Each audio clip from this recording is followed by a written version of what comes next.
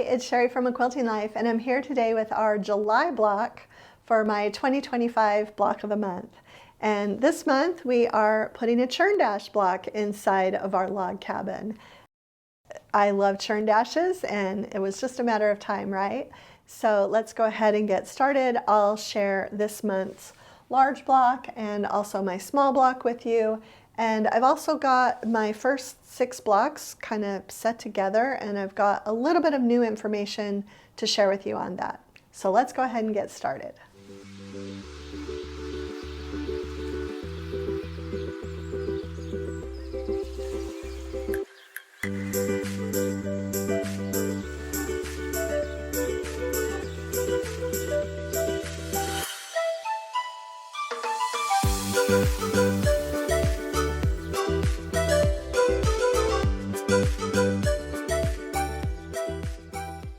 Okay, let's go ahead and get started by looking at this month's block.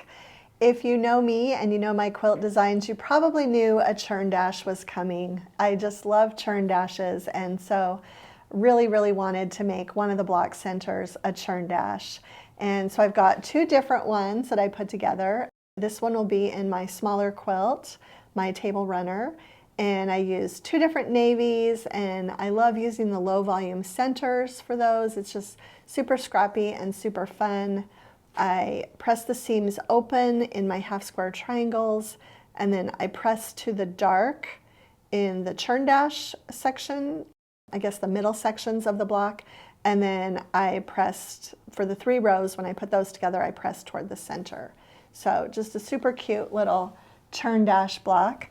And this month's block, I used the 3 different greens for the outer prints and 3 different low volumes again.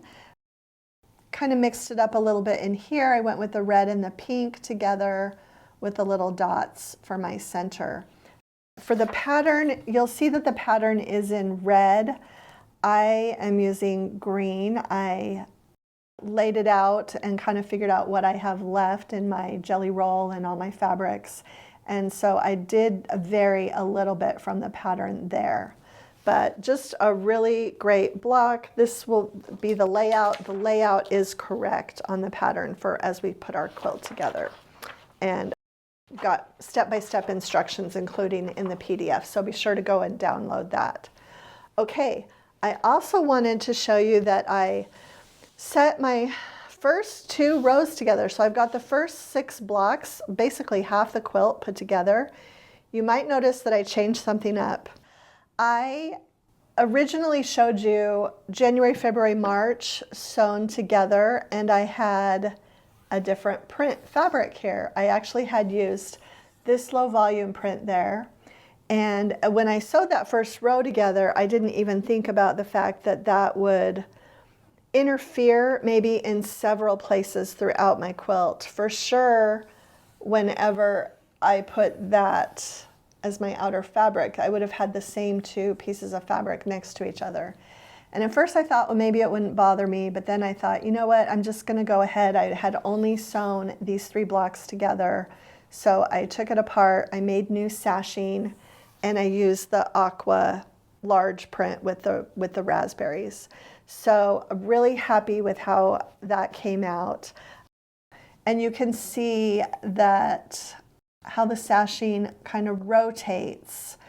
And again, when we do the finishing at the end, I will give you the diagram, everything. I just know that some of you are wanting to do this and get ahead right now. So I wanted to lay this out for you. We do little 4 patches here. They are 4 1.5 inch squares sewn together in a 4 patch. And they will both point toward the top row here. They're going to be a little bit different as we go along. I didn't add any sashing below this row, so after month 9 I'll show you exactly the layout for that. But I really think I'm going to be a little bit happier with this, and I will make sure when I sew a block together that uses aqua prints, I will make sure that it is not in that outer section so that there's no chance of those fabrics coming together. But I'll also show you just a little bit of the pressing back here. So I did go ahead and flip those corners out on these 4-patch seams so they are nice and flat. I always pressed to the darker color in the sashing. And so these 4 patches are pressed out toward the sashing as well.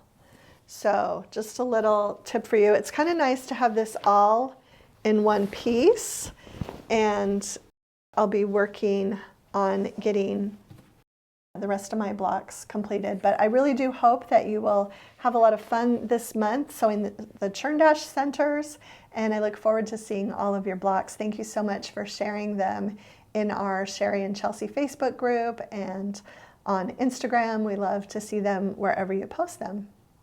Okay, so that's it for the July 2025 block of the month. I hope you'll enjoy making this one. As I mentioned, you can make it as scrappy as you want and combine lots of fun fabrics and different fabrics for your middle. And super excited about next month's block. It's also pretty scrappy, so I hope you'll be looking forward to that. If you enjoyed today's video, please share it with a friend, hit the like button, and subscribe to our channel if you haven't already. Thanks so much for stopping by.